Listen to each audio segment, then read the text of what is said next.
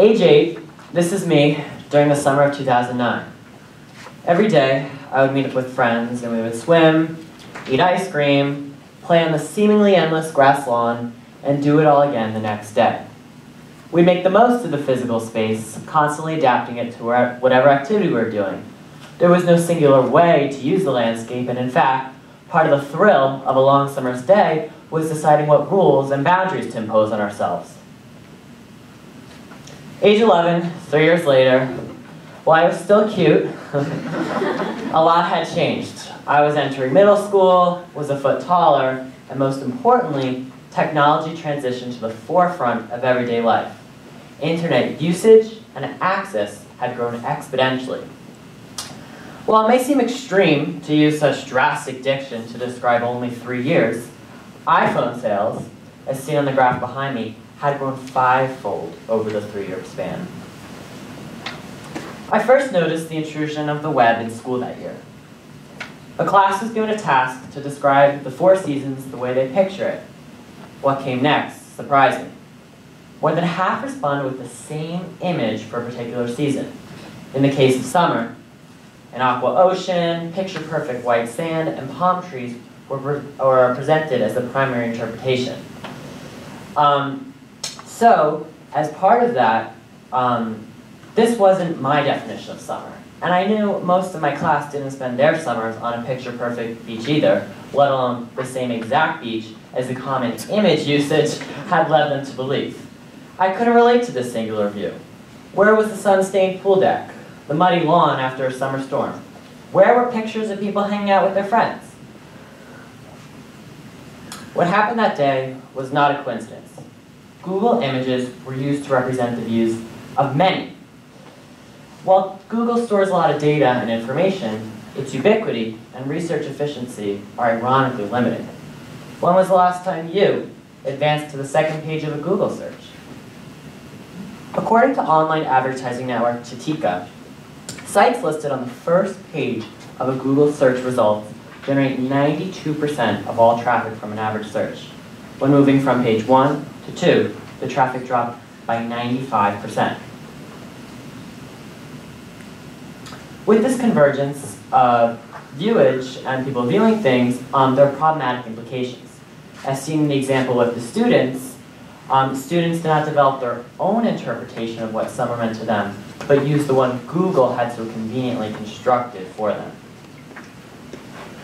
The International Baccalaureate Organization wrote to teachers of its Theory of Knowledge course touching on this phenomenon. They wrote, if the first move is to search the internet for material, then there is no way to back from the contamination of thought that has occurred and the short-circuiting of the process of internalization. One should formulate a personal and independent response before allowing the wider world into the task that lies before them. In other words, you surrender the pressure to be creative to the computer as you think passively, scrolling for results. So, with this idea in mind, the creativity and immediately consulting it stunts your creativity. So armed with this reality, I suggest we take a time out from the internet early on in the creative process in order to unlock our optimal creativity. The break I'm proposing is only a reprieve, because the internet can be a useful tool to support ideas, but it's just not the most effective starting point. Perhaps the reason my friends and I, back in that summer of 2009, were so successful at coming up with such fun ideas for each day was because we didn't have the instant gratification of social media and electronic games.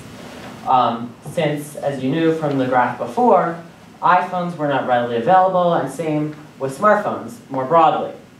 The question, what should we do, was followed by the immediate and natural brainstorming process, which was stimulated by our unique environment. Now, some might argue the timeout strategy doesn't get you to your end goal quickly and is therefore not productive. However, the gratification and stronger ideas that will follow from employing the strategy will ultimately make it worthwhile. The idea of separating yourself from an external source to think on a greater level is not a new one. Henry David Thoreau took a time out from the pressures of society, which he describes in his book, Walden. Living more independently, he was, as he said in his words, able to live deliberately. Similarly, taking a reprieve from the web allows for more independent thought. Now, let's be practical. We, unlike Henry David Thoreau, are not going to live in the woods by ourselves for an extended period of time in a log cabin and live in isolation. Let's be real. So, here's a more modern and practical example of me reaping the benefits of the timeout strategy. So this past Christmas, December, I had to get my mom a present, as we all do, and I didn't know what to get her. It was exam season, I was busy with sports, and there was a lot going on. Her gift was just another chore on the to-do list. Don't tell her I said that. So I went in a rush and searched the internet, top Christmas gifts for mom.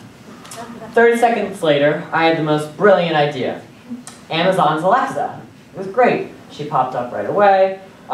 So I could get the weather, my mom could get the weather, get the news, and best of all, she didn't even have to do anything. All she had to do was speak. My brother comes home from college and I say, guess what? I thought of the best gift ever. It was so quick. I've got it. He says, you could do better. I don't think mom's really into that. And so I went with this notion in mind and I looked for something else. But looking back on it, I'm happy that I ended up doing it because according to Amazon executive David Lynch, tens of millions of people used Alexa to prepare for the holiday season, so it certainly wasn't original. So instead of searching the internet, I took a time out and searched my own home for inspiration. Walking into my mom's room, I noticed her tennis racket was in need of an upgrade.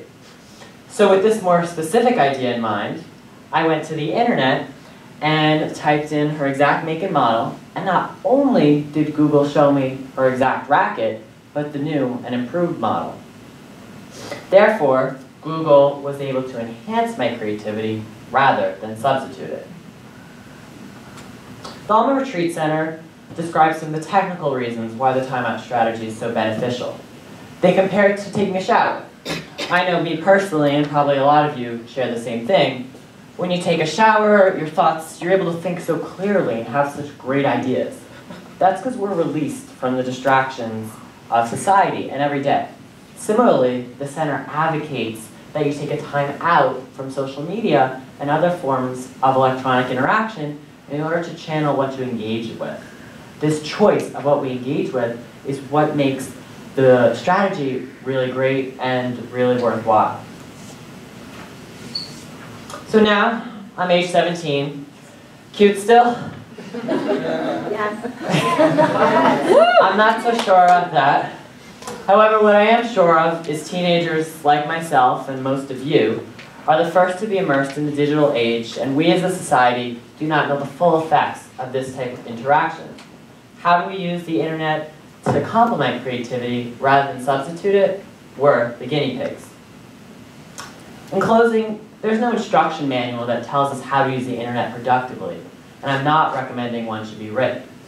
However, I do ask that you experiment with the timeout strategy as a way to manage the digital giant before us. So while taking a timeout might not be expedient, at least it's an attempt to keep creativity, a uniquely human element, alive and well. Thank you.